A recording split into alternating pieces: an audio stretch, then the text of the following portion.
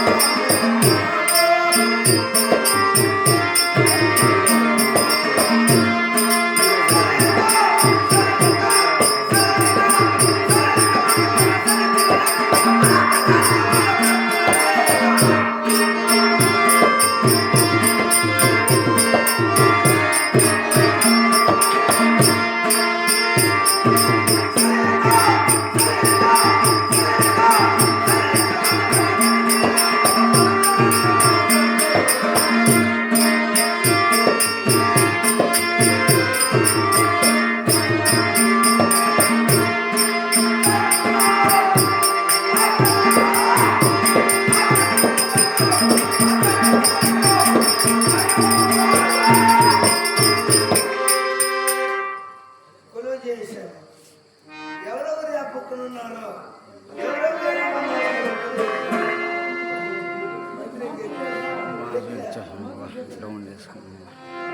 గెద్దిరా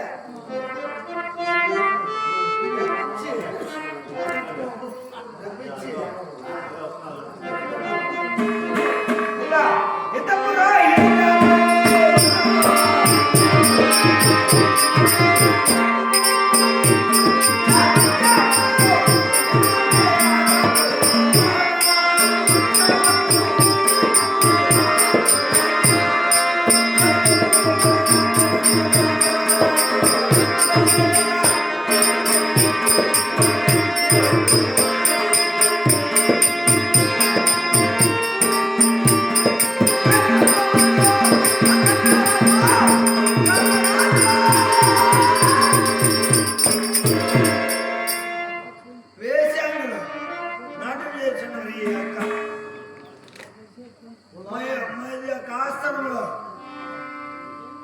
పాటల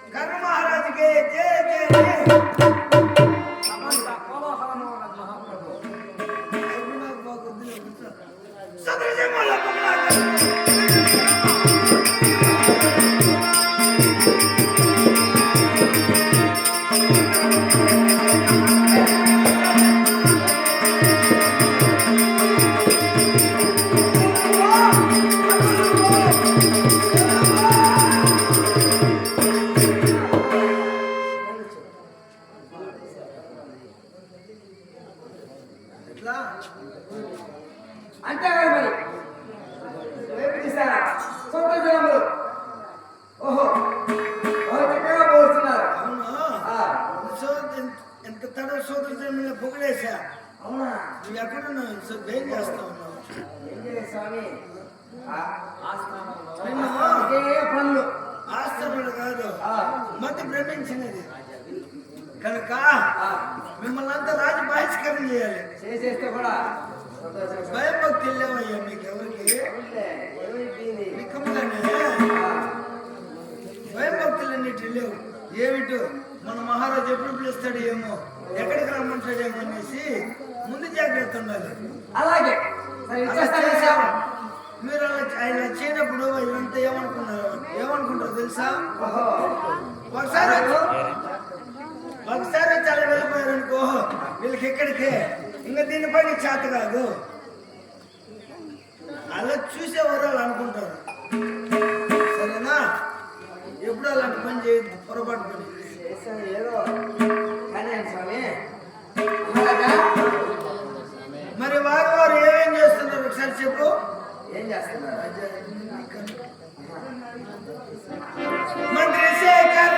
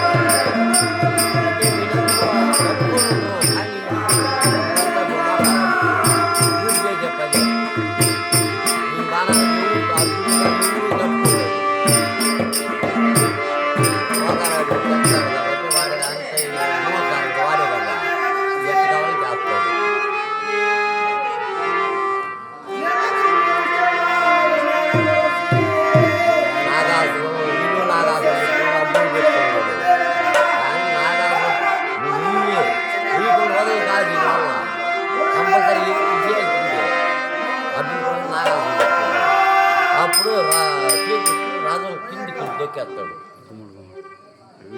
అంగరాష్ట్రమున త్రివేళల పాలు బతుకుతూ గోచీరులు వినుతూ త్రివేళల వర్షంలో విడుచు ప్రజలందరూ క్షేమంగా వారా స్వామి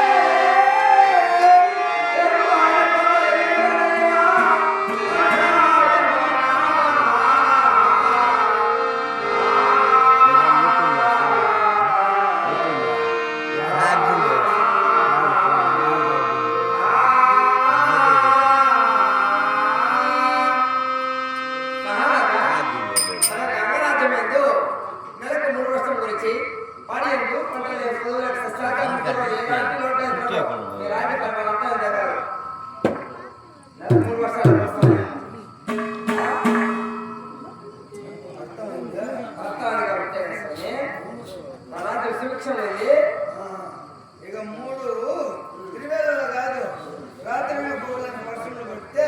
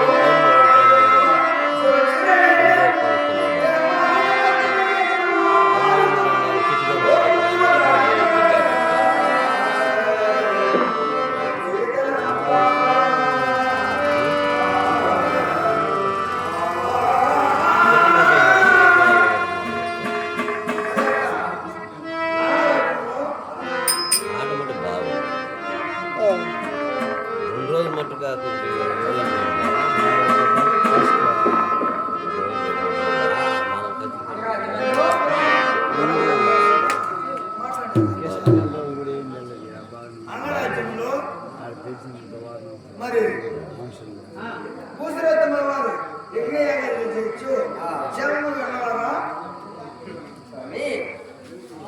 కానీ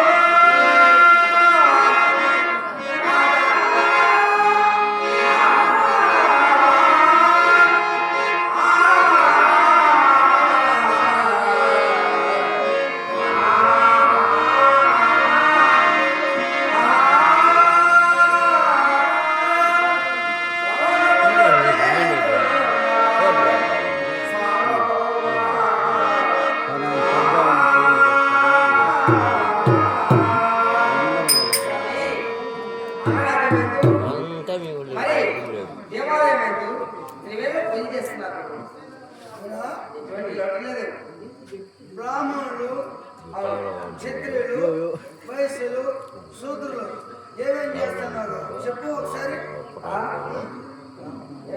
బ్రాహ్మణ క్షత్రియ వైశ్య శూద్ర 4 వర్ణస్థులు విచ్చేసి వారు ఏమేమి పనులు చేస్తున్నారు ఏమేం చేస్తారు చెప్పు కుమారు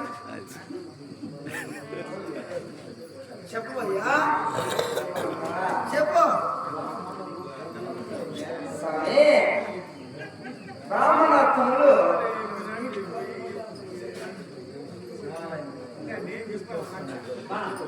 సరే చాలా గురువా ఇక అలాగే వస్తున్నారు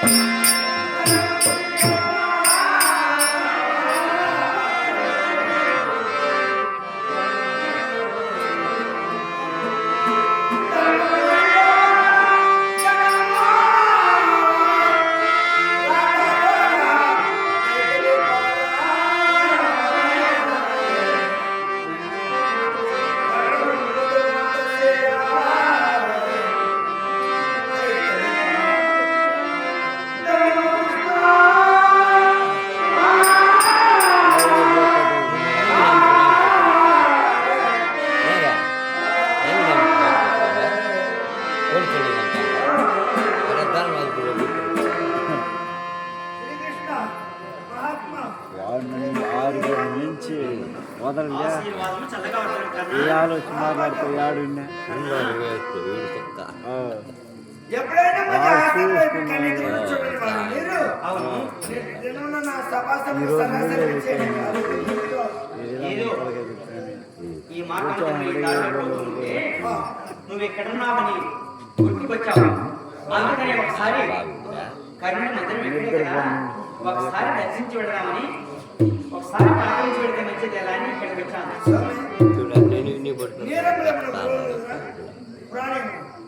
అలాగే ఇస్తే తాగుతామయ్యా. సంతోషం. పానీయం తీసుకున్నాను.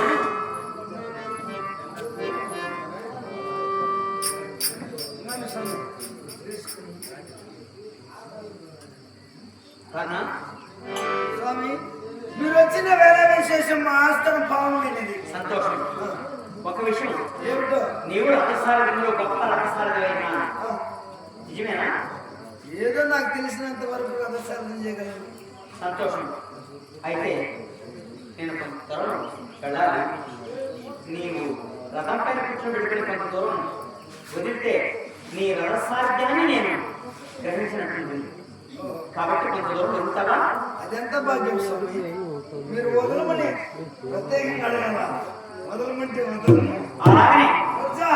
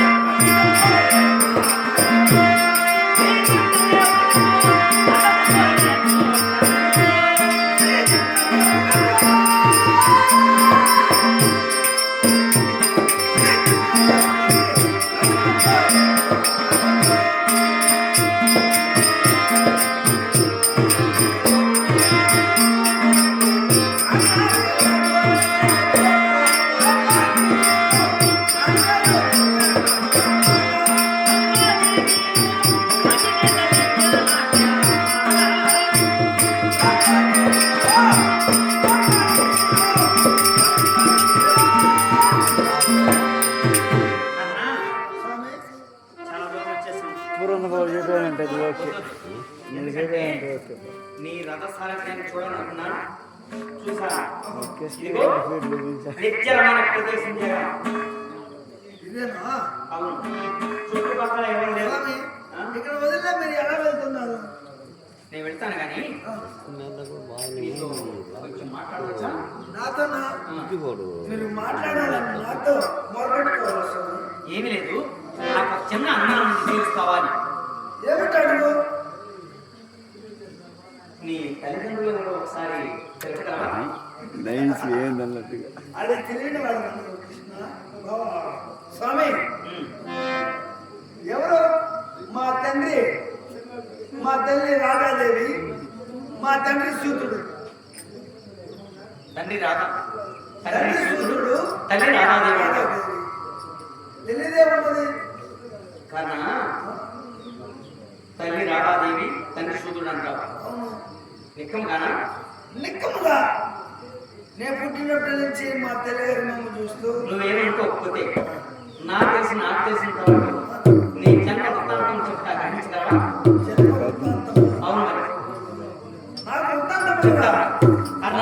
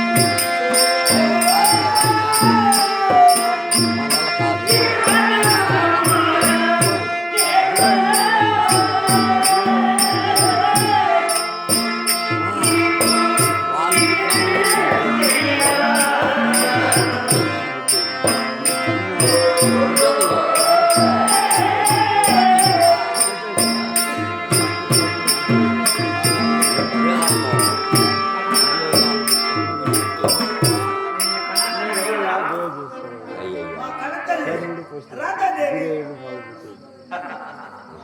చెప్తాను కరెక్టే.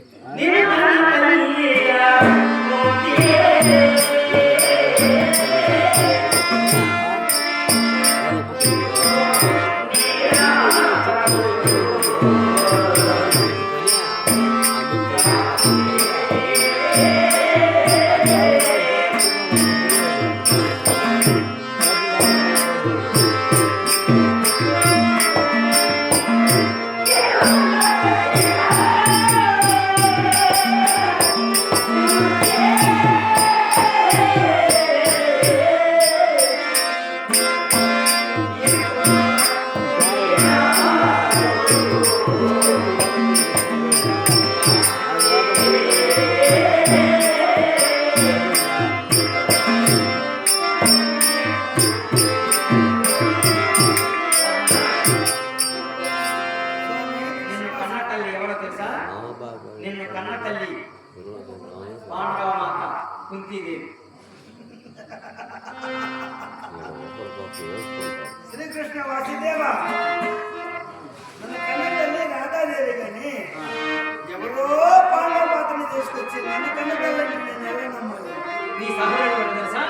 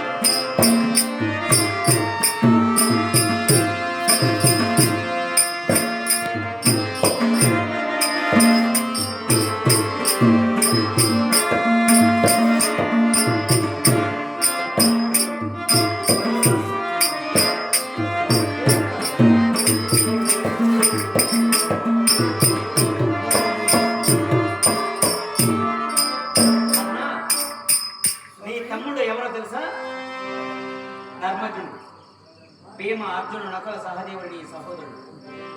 అయినా ఎక్కడ రాబోయే రణరంగంలో కౌరవ పక్షంలో నిలిచానని ఎలానా చేర్చాలనుకున్నావు ఏమో కానీ నాకేమయ్యా ఎవరి మీద చెప్తాము అన్నదమ్ములు సుయోధ కర్ణ, ఒక విషయం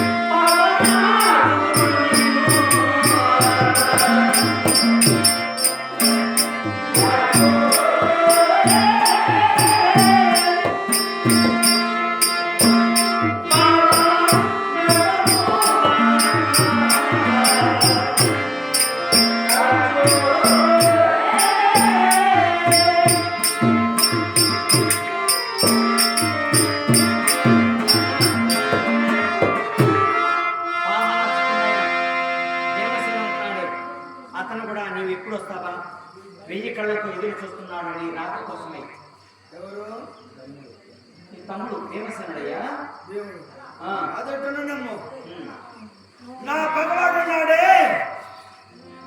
పాండవ పక్షముడు అర్జునుడు. ఇక వాడేమనుకుంటున్నాడు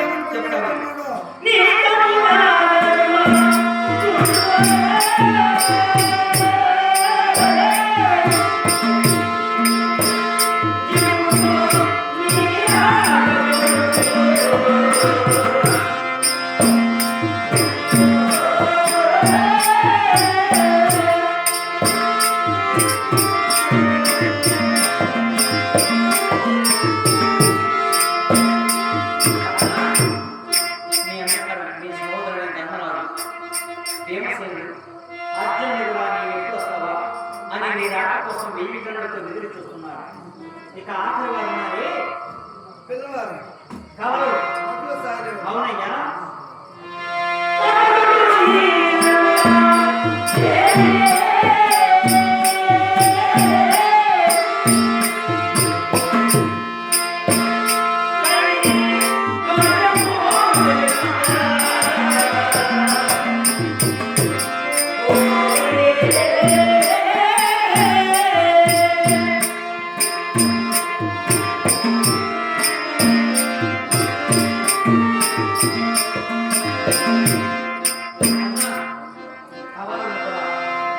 నకల సహదేవుడు కబలున్నారే, వాడు కూడా నీ రాక కోసం 1000 కళ్ళతో ఎదురు చూస్తూ నువ్వు ఎప్పుడు వస్తావా అని ఎదురు చూస్తున్నావా. అంతేకాదు, కవలలు అవును, సరే వారట్టునమ్ము ద్రుపద రాజపుత్రి పాంచాలి ఉన్నది కదా ఆమె ఏమంటుందో తెలుసా?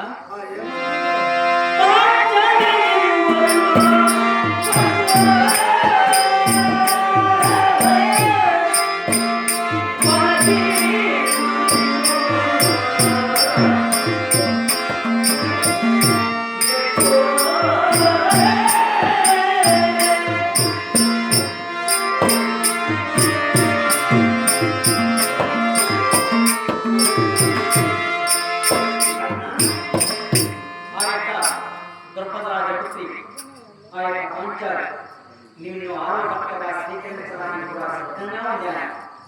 కాబట్టి నీవు పాండవుల కన్నదమ్ముడు, కుంతి కుమారుడు కాబట్టి నీవు వారి పక్షమున చేరి నీవే రారాజువై సుస్థిరముగా రాజపట్టాభిషేకుడవై సుస్థిరముగా రాజ్యమే నా మాట విను. ఇదిగో నీ జన్మ విశదీకరించి చెప్తున్నాను. దీని కన్నా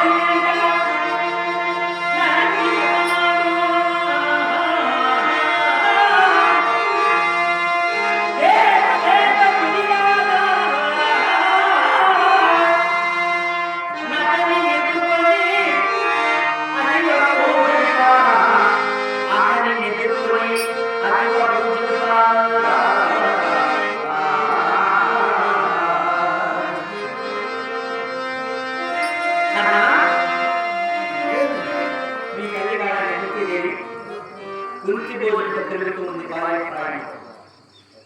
ఏమైందంటే ఏమైంది? ఆ రోజు వారి తల్లిదండ్రులు వాళ్ళందరూ ఎక్కడికి వెళ్ళిపోయారు. ఈ మాత్రం ఇంటి దగ్గర ఉంది ఎవరు? పాండవ మాత. ఆండమాట. అక్కడికి దేవేశం వచ్చాడు. అయ్యో ఎవరో స్వామి వచ్చారే, ఎవరో ఏమో తెలుసుకుని చిన్న బాణం కదా, అయినా కూడా స్వామి మీ మౌదే పాదం పదే అన్నాడు. మీరు ఎవరు, మీకు ఎందుకు వచ్చారు అని ఆమె కొడుక్కి పాదసేవ చేసి ఇంట్లోకి తీసుకుని వెళ్ళి కూర్చుని పెట్టి ఆయనకు సపరిపాలన చేసి పూజా ద్రవ్యంలో తెచ్చి భక్తిగా ఆమెను పూజించింది. అతను పూజించగా అరే బాలయ్య ఈమె ఎంత భక్తిగా ఉంది, జై ఈమె ఎంత భక్తిగా ఉంది. మరి ఈమె ఈ యొక్క జన్మం ఈమెకి ఎలా ఉంది అని జీవిత చరిత్ర చూడడానికి ఆ మహారాతల్ని తొడపైన కూర్చుండబెట్టుకుని ఆమె పూర్త భవిష్యత్ కాలం ఆయన చూశాడు. ఒకసారి ఆమె చేసుకుని పరిష్కరించాడు. అవును, చూస్తే రాబో కారణం లేదు, పుత్ర సంతాన యోగ్యం లేదు అని గ్రహించాడు ఆయన. మహర్షి అవును, గ్రహించి అమ్మా నీకు రాబో కారణ పుత్ర సంతానం లేదు తల్లి, కాబట్టి నీకు పుత్ర సంతానం కలిగే మంత్రాలు ఇస్తానని ఆ మంత్రాలు ఇచ్చి ఇక ఆయన పాటు ఆయన వెళ్ళిపోయాడు. ఈ పాటు వెళ్ళింది.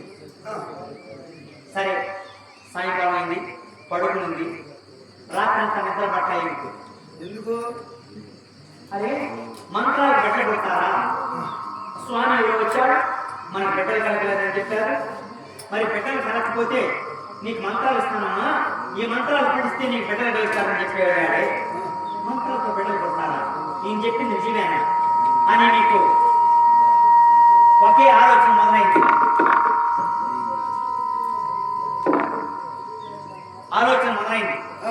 తెల్లవారి ఉదయం లేసి కడవ సంకరించుకొని నదీ తీరానికి వెళ్ళిందామె. నదీ తీరంలో వెళ్ళి నీళ్లు ముడుచుకుంటూ మరి వెతుకొచ్చేసింది. అప్పుడప్పుడు సూర్య భగవానుడు అప్పుడే ఉదయిస్తున్నాడు. ఏంది మంత్రాలు బిడ్డలు కనాలి అని, మంత్రాలు బిడ్డలు కనొచ్చా అని మీకు ఒక ఆలోచన మొదలైంది. సరే చూద్దాం, ఒకవేళ మహర్షి వెళ్ళిపోయాడు కదా, ఇది నిజమా అబద్ధమా తెలుసుకున్నాను అనుకుని అట్లే స్నానం చేసేసిందా నది తీరాన్ని.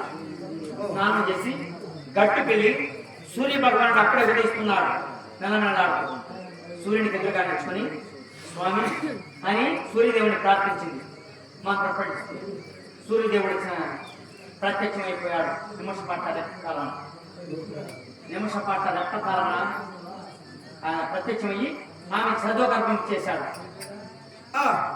అమ్మా నన్ను పిలిచావు, ఎందుకు పిలిచావు తల్లంటే ఇంక చదువు గర్భం ఇచ్చేశాడు. సరే ఆమె గర్భం కాల్చింది. ఇక బిడ్డ 12 బిడ్డను జన్మించింది. 12 బిడ్డకు జన్మనిస్తే అరే మనం మంత్రంలో బిడ్డలు పుడతారా అనేసి ఆయన చెప్పాడు. మనమేమో పట్టిన చేశాము, మరి బిడ్డ పుట్టిపోయాడు. ఈ బిడ్డను తీసుకుని వెళ్ళి మన ఇంటికి వెళ్తే ఈ బిడ్డ ఎవరన్నా అంటే మనం ఏమని చెప్పాలి మన తల్లిదండ్రులకు? ఒకవేళ చుట్టుపక్కల ఉన్నవారు ఈ బిడ్డ ఎవరన్నా అని అడిగితే మనం ఏం చెప్పేది అని ఆలోచన మొదలైంది. సరే మళ్ళా ఆ సూర్య భగవాన్ని ప్రార్థించింది. ప్రత్యక్షమయ్యాడు. స్వామి నేనేమో తెలిసి తెలియక నేను ప్రార్థించాను, నీవు వచ్చి నాకు చదువు గర్భన్న మరి బిడ్డను ప్రసాదించేశావు. ఈ బిడ్డను నేను తీసుకుని వెళ్తే ఆ జనాలు ఎందుకు ఏమనుకుంటారు, మా తల్లిదండ్రులు ఏమంటారు, అయ్యే బాల్య ప్రాణము కన్నీగా ఉంది, ఈమెకు బిడ్డైంది అని నన్ను ఎందుకు ఏమనుకుంటారని బోధన విలపించింది. ఆయన ఏం చేశాడు, అమ్మా నీ వేళకు ఒక పెట్టె ప్రసాదిస్తాను, ఆ పెట్టెలో ఆ బిడ్డను పెట్టాను. పెట్టెను ప్రసాదించాడు. ఆ పెట్టెలో ఆ బిడ్డను పెట్టింది. తన కొంగు చింపి ఆ పెట్టి కట్టి గంగలో వదిలేసింది.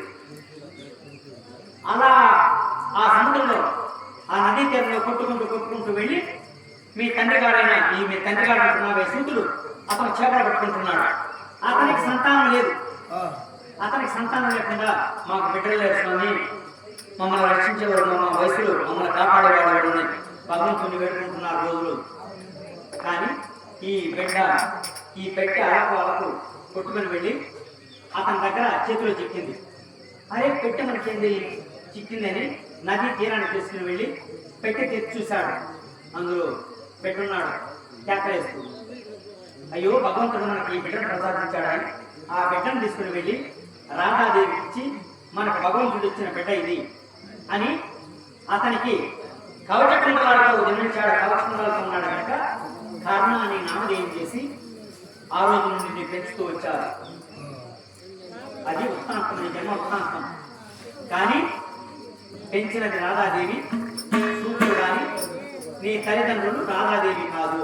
నేను కన్న తల్లి కుంతీదేవి, నీవు పాండమాత పుత్రుడవు. కాబట్టి వీరితో నీకు పుత్తెందుకు?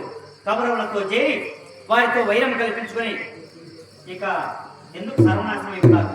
నీవు వచ్చావనుకో పాండవుల జ్యేష్ఠ పుత్రుడవు, నీకు సుస్థిరముగా రాజ్య పట్టాభిషేకం చేస్తారు.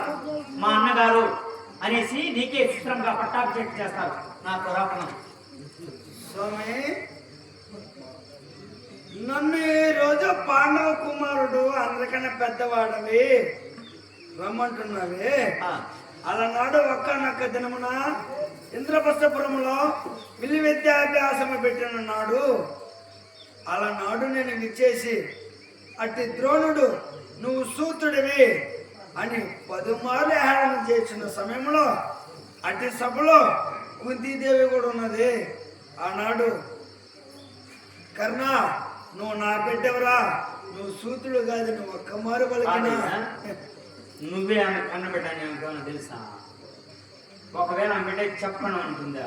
నువ్వు బిడ్డని తెలియదు కదా.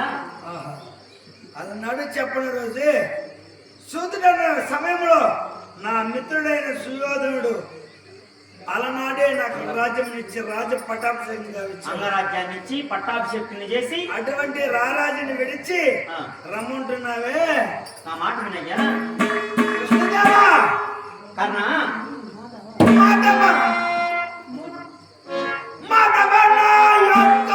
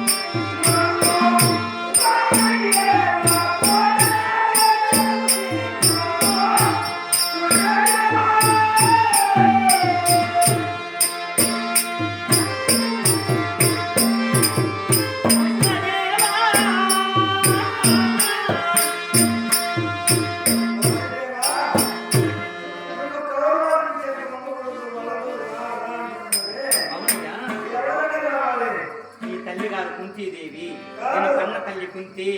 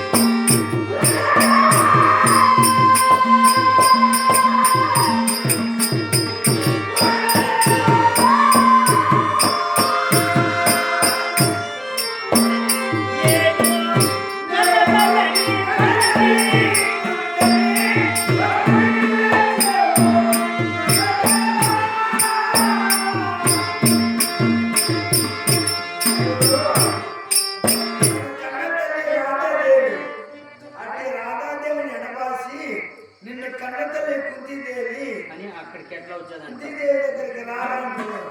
నా మాట నా వినయ్యా. తల్లిని రాజాదేవి నడవాసి ఎవరో మానవ మాత్రం నా తల్లిని నేను ఎలా వచ్చేది వసుదేవా? నా మాట వినయ్యా, నేను చెప్పేది నిత్యం. నీ తండ్రి రాధా, నీ తండ్రి సూత్రుడు కాదు. మా తండ్రి సూత్రుడు కదా. మీ అన్న తమ్ముడు ధర్మరాజయ్యా.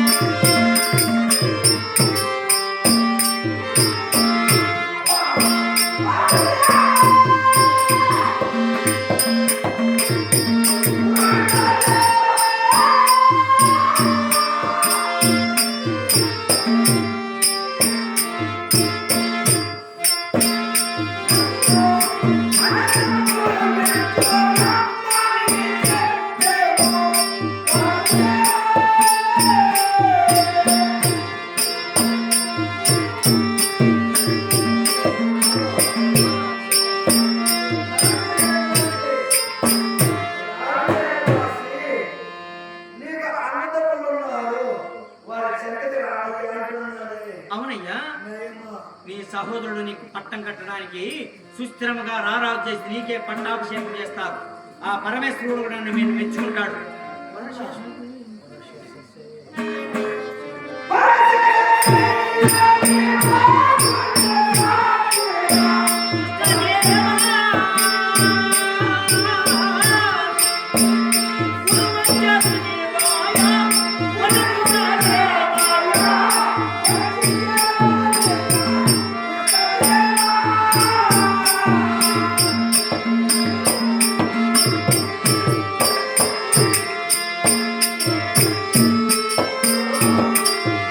వసుదేవా, ఆ వాసుదేవుని సాక్షి చెప్తున్నా.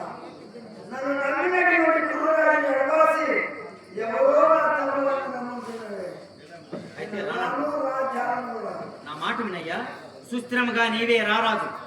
రాజానికి పట్టాభిషేక శక్తులు చేసి 56 దేశములకు నీవే జగత్ చక్రవర్తి. నాకున్న 3 రాజ్యాలు ఇస్తారు. ఆ, నాకు ఏ రాజ్యం వద్దు. ఈ జన్మకు నా ప్రాణములు అర్పితం చేయడానికి తగ్గ ఇంకెవరికి లేదు. అయితే రానంటావు. రాను. ఏమయ్యా కన్నా, ఇదిగో నీ రావు నీ బలము నమ్మి ఆ సుయోధనుడు అండగా ఉన్నాడంటావు. కృష్ణ, ఆ, నా రామనవమి.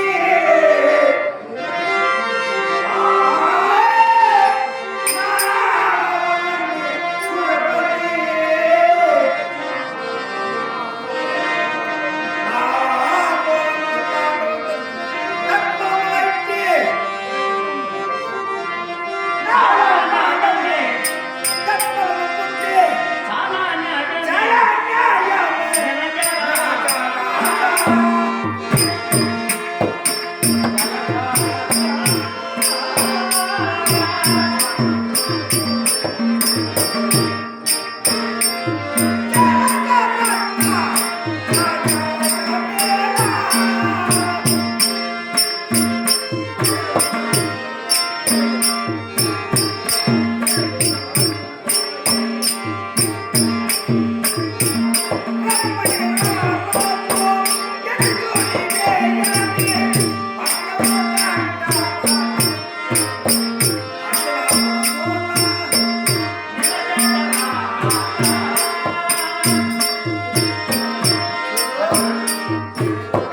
నన్ను నమ్మినటువంటి సుయోధుని నడవసి రాజ్యము కోసము నేను రాను.